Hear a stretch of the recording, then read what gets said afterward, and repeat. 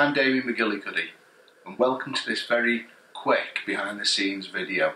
One of the wonderful things about the OMD actually is when we get 2 minutes to stop, we can just pop it into video mode and share a little bit of what we're doing with you. So I apologise in advance, we're still very new at the videoing malarkey, whereas stills are a little bit more au fait with.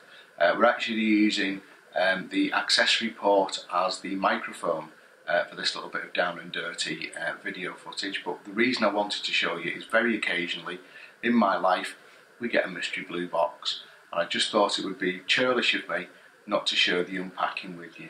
Shall we see what we've got inside it? Okay, so as you can see, it's a plain blue box, and what that means is it's a non-retail product. So if I unpack it, we'll find that it won't have everything in it that it will have when it comes to retail. It's just a sample and a test for us to look at. Oh, nice black 14-42 lens there.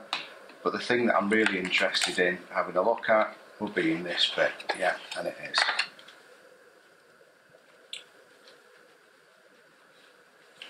This is the new biggest and baddest pen. Just get rid of the box.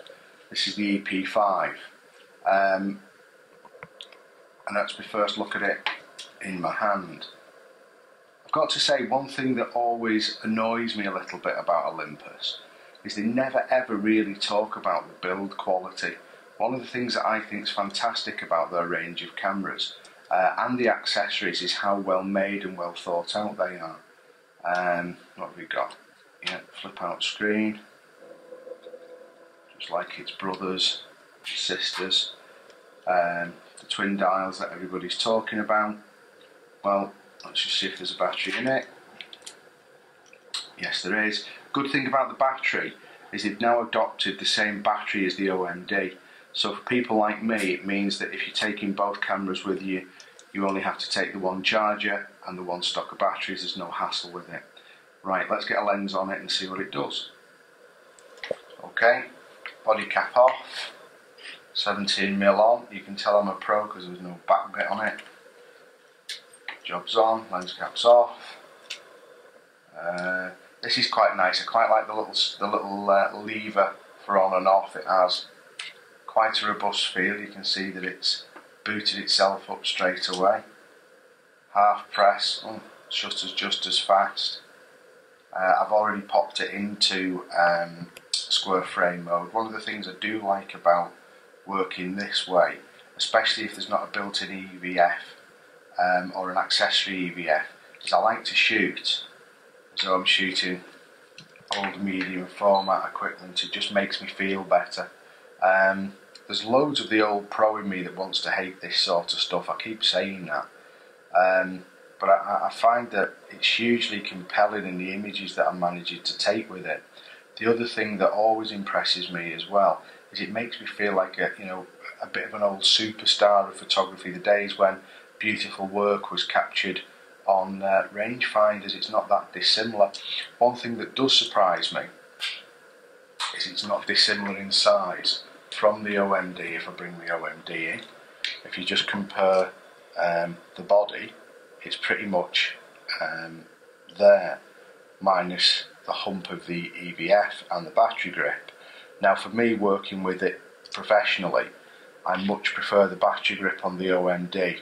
I don't like to use the OMD without the battery grip, but I see this as being a totally different tool. This is a lot more free, a lot more spirited. I've just invoked the zoom function there for the focusing. What I did want to talk to you about though, or I did want to show you, is the little bit of focus peaking assist. Now I've obviously got it on, I've got it set there to zoom in, so let's go into the menu, see how easy it is to sort out. I want to come in, I want to go into manual focus assist, I want to turn magnify off, and I want to turn peaking on, which it already is. So touch of the shutter button and we're back to working again, and hopefully you'll see as I start to focus on the cup Can you see Tigger's whiskers lighting up white? That's the focus peak and assist. So if you swing the camera out that way slightly, that's autofocus, and now we're taking the focus away from Tigger, back onto Tigger, and then away. So you'll see hopefully the black tile in the background in a second light up. Yeah, you can see the white lines creeping down the box, tiles lighting up, that's in focus. Just changing my angle a little tiny bit so you can see it, and then hopefully we'll go right to the back of the room. As you can see, we're going down the tiles, and right at the back of the room we've got two pictures stood up in front of a TV, and boom, there's the focus. So all the way from the back, all the way through, and all the way back onto Tigger. Now for me, I think that's pretty special. Now what I am going to do is, because I've never denied not being a big camera geek, is I'm going to take this straight into the studio. I have a test this afternoon, so I'm going to see what I can come up with it, and I'll pop some images up for you to view. Bear in mind though, at this stage there'll only be JPEGs, because I'm fairly certain that there won't be any RAW conversion in aperture for this camera, this model of camera at the moment.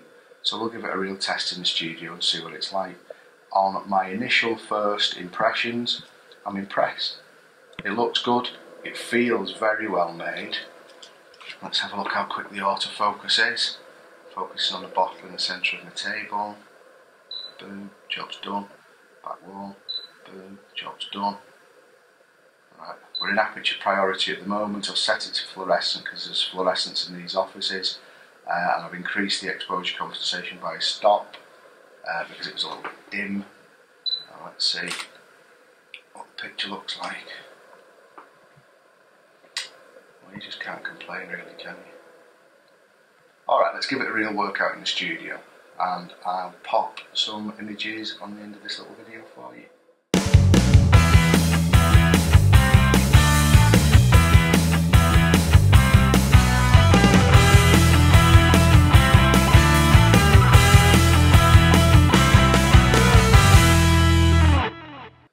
So there we have it. We've just dropped in a few pictures for you. We've used obviously JPEGs because we've had to. So you've got monochrome straight out of the camera, you've muted colour straight out of the camera, and I've got to say, apart from tidying up a few stray hairs, it would have been very unfair on the model not to. They are, as they should be, out of the camera. Got to say, I'm genuinely impressed. I'm not suddenly going to start shooting on a pen now. I'm still enjoying my little love affair with the OMD, but it does give you a few subtle hints to what's coming in possibly the next camera or the next incarnation. So watch this space, it's all very exciting. I genuinely believe that this is evolution and revolution. Cheers for now, see you soon.